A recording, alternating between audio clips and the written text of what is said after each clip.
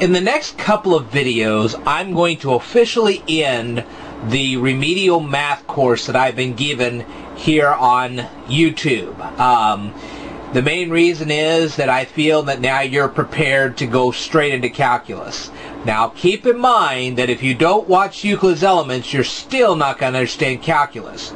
But as far as the arithmetic goes, once I teach you what I'm going to teach you in the next couple of videos, then you'll be ready arithmetic-wise for calculus. So, let's get to work here.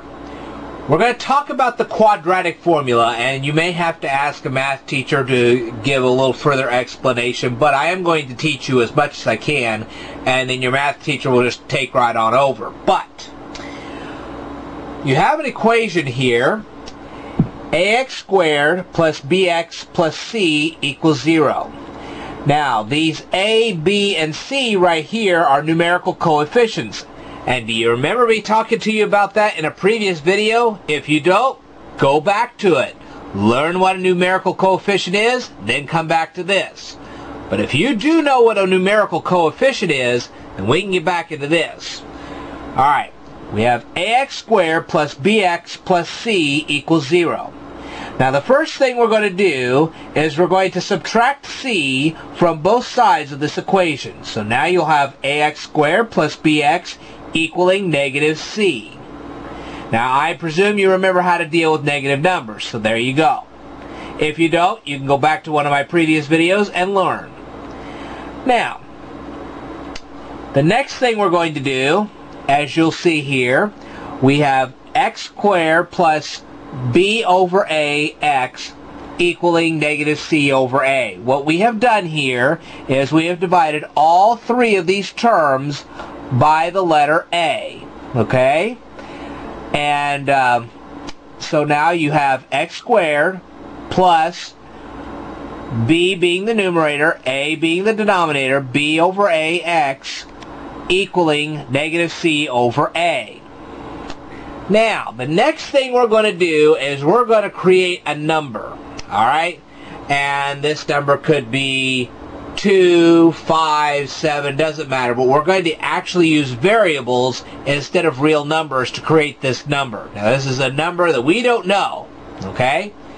And what we're going to do is we're going to say, we're going to take this b over a. See this b over a right here? We're going to multiply it by 1/2. And when we do, we get b over 2a. Then we're going to square b over 2a. Alright? Now, after creating this number, we're going to add this number to both sides of the equation. And if you'll remember, if you add 5 and 2 together on one side of an equation, and you add 5 and 2 together on the other side of an equation, you'll get 7. And let me illustrate here. If you have an equation where 5 equals 5, say you have an equation here on the bottom that says 5 equals 5. If you add, let me show it to you one more time, 5 equals 5. If you add 2 to both sides of the equation, and I talked about this in a previous video, if you add 2 to each side of the equation, well, what's going to happen is you're now going to have an equation where 7 equals 7. You started with 5 equals 5, you added 2 to both sides of the equation, and therefore 7 equals 7.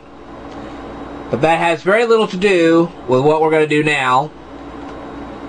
So I'm going to just kind of erase that part of it.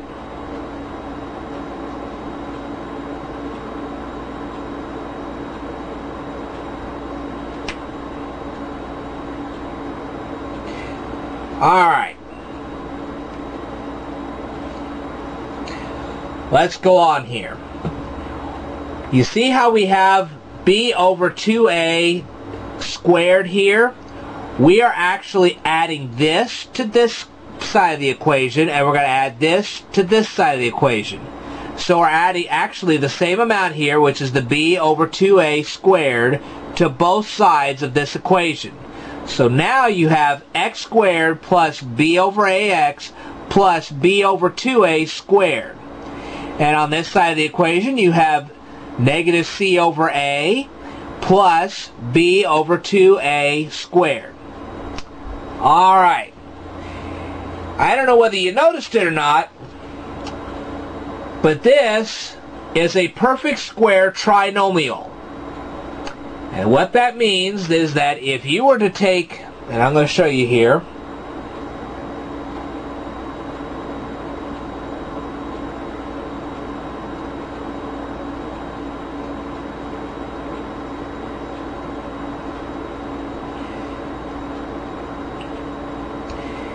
if you were to multiply this out, and I showed you this in a previous video, what you do is x times x gives you x squared. B plus 2a plus b plus 2a actually gives you 2b over 2a. See how that goes? Now what we're going to do is we're going to cancel out the 2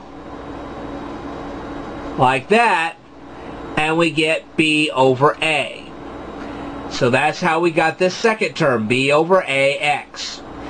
And then, of course, if you multiply b over 2a times b over 2a, you're going to have b over 2a squared. All right. So, x plus b over 2a squared equals negative c over a plus b over 2a squared. Now, I'm going to continue this in part 2 of this video. What I want you to do is, I'm going to circle this right here.